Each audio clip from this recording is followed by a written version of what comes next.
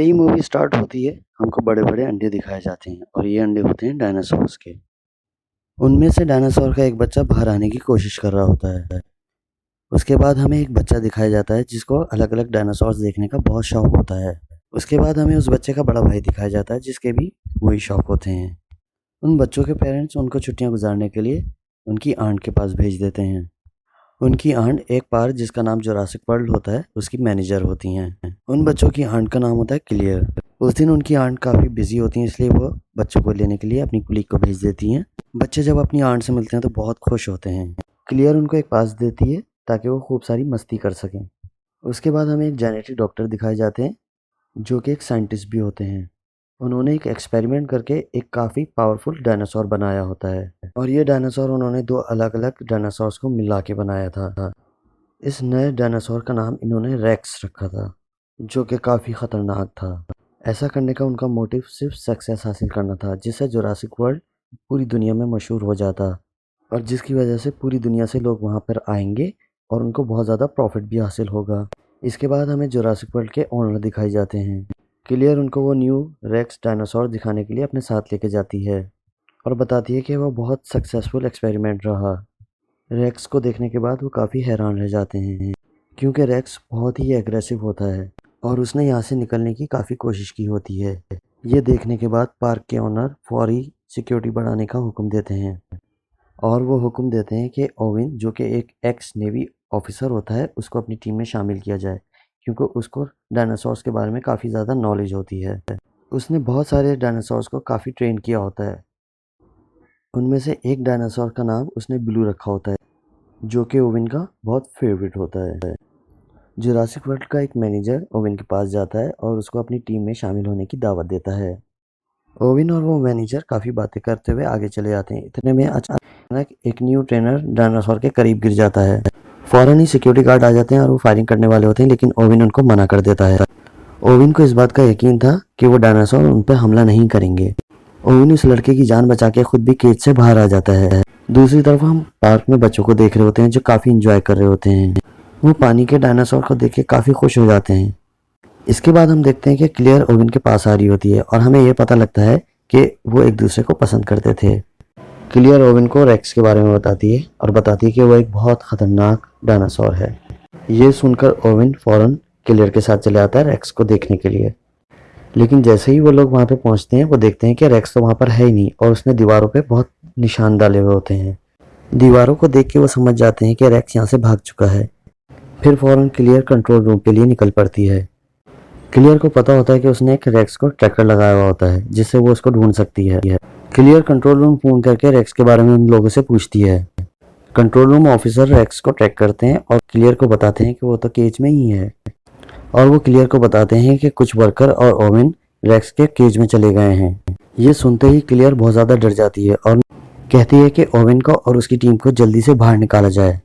जैसे ही उन लोगों को ये पता चलता है कि रेक्स तो वहीं पर है, वो लोग फ़ौरन जल्दी से भागने लगते हैं, लेकिन ये सुनते ही रेक्स भी वहाँ पर आ जाता है। रेक्स को देखने के बाद एक वर्कर इतना डर जाता है कि वो दरवाज़ा बंद करने के बजाय दरवाज़ा खोल देता है और वो दरवाजे से बाहर चले जाता है।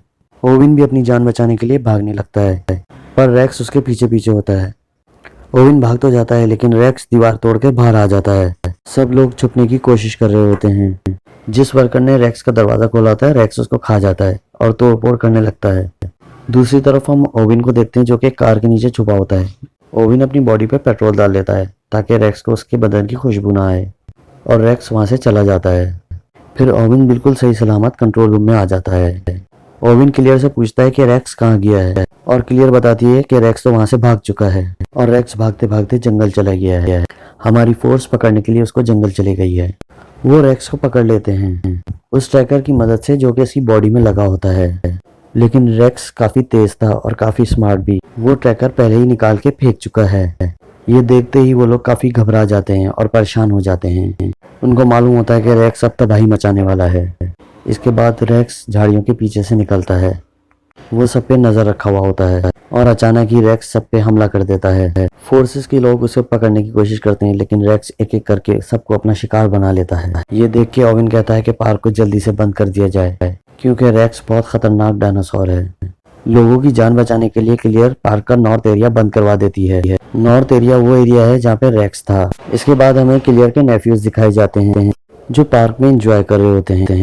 वो गार्डन पॉट में बैठे हुए डायनासोर्स के दरमियान एंजॉय कर रहे होते हैं। क्लियर अपने नेफ्यूज को फोन करके पूछती है कि वो लोग कहाँ पर हैं, और तभी वो बताते हैं कि हम तो पार्क के नॉर्थ एरिया में हैं, और साथ ही नेटवर्क खराब होने की वजह से कॉल कट जाती है। क्लियर उन बच्चों को बोलती है कि जितना जल्दी हो सके वहां से निकल आओ।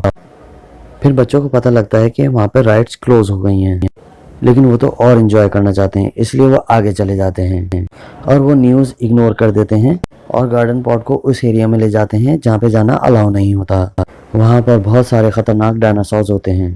तभी वहाँ पे रेक्स आ जाता है और बहुत सारे डायनासोर्स को मार डालता है। ये देखते ही दोनों बच्चे पैनिक हो जाते हैं और डर जाते हैं। रेक्स उनके पॉट को तोड़ने की कोशिश कर रहा होता है, लेकिन वो काफी मजबूत होता है, इस वजह से आसानी से नहीं टूटता। शुरू में तो गार्डन पॉट टूटता नहीं है, फिर थोड़ी देर बाद वो गार्डन पॉट टूट जाता है और बच्चे नीचे गिर जाते हैं। बच्चे भागते भागते वाटरफॉल के पास आ जाते हैं और देखते हैं कि रेक्स भी उनके पीछे आ रहा है। ये वो दोनों बच्चे समझदारी का मुजाहरा करते हैं और पानी में छलांग लगा देते हैं। ये देखकर रेक्स वहां से चला जाता है और दोनों बच्चों की जान बच जाती है। फिर क्लियर ओविन के पास आती है और बताती है कि बच्चे नॉर्थ एरिया में हैं। फिर ओविन बच्चों को बचाने के लिए क्लियर के साथ जाता है। रास्ते में उनको बहुत सारे डायनासोर्स की मरी हुई बॉडीज मिलती हैं। उनको पता होता है कि ये सारे के सारे रेक्स ने मारे हैं। ये देखते ही क्लियर काफी घबरा जाती है। अब वो दोनों जंगल के अंदर चले जाते हैं और चलते चलते वहां पहुंच जाते हैं जहाँ पे बच्चों का पॉट था। वो देखते हैं कि गार्डन पॉट की काफी बुरी हालत है, वो गार्डन पॉट टूट चुका था। ये देखते ही क्लियर काफी परेशान हो जाती है, लेकिन ओविन बच्चों के पैरों के निशान देख लेता है और बताता है कि बच्चे इस तरफ गए हैं। फिर हमें क्लियर के नेफ्यूज दिखाए जाते हैं जो कि पानी से निकल रहे होते हैं और दोनों बहुत खुश होते हैं कि उनकी जान बच गई। बच्चों के निशान फॉलो करते हुए वो दोनों वाटरफॉल के पास आ जाते हैं जहाँ से बच्चों ने छलांग लगाई थी। ओविन क्लियर को बताता है कि बच्चे बिल्कुल सेफ होंगे और अब हमें वापस जाना चाहिए क्योंकि यहाँ पे रहना खतरे से खाली नहीं है, लेकिन क्लियर उसको मना करती है कि जब तक बच्चे मिल नहीं जाते मैं कहीं नहीं जाऊंगी। फिर हमें दिखाया जाता है कि बच्चे जंगल के पुराने गैराज में दाखिल हो चुके हैं। वो एक गाड़ी को रिपेयर करते हैं और वहां से भाग जाते हैं। वो गाड़ी की आवाज़ सुनते हैं तो फौरन वहां पर आ जाते हैं। यहाँ आकर वो लोग ये जान पाते हैं कि बच्चे यहाँ से बिल्कुल सेफली निकल चुके हैं। वो लोग भी एक पुरानी गाड़ी रिपेयर कर रहे होते हैं और भागने का सोच ही रहे होते हैं कि अचानक वहाँ पे रेक्स आ जाता है और उन पर हमला कर देता है। फिर सिक्योरिटी मैनेजर पार्क के ओनर को बोलता है हमें ओविन और क्लियर को बचाने के लिए रेक्स के पालतू डायनासोर का इस्तेमाल करना पड़ेगा, पर ऐसा करने से लोगों के लिए और खतरा बढ़ जाएगा। इसीलिए वो डिसाइड करते हैं कि रेक्स को पकड़ने के लिए वो खुद जाएंगे। वो लोग देखते हैं कि रेक्स क्लियर का पीछा कर रहा है। फिर वो हेलीकॉप्टर में लगी गनशिप से उसको मारने लगते हैं, लेकिन वो बच जाता है। रेक्स भागते भागते उड़ने वाले डायनासोर्स का केज तोड़ देता है।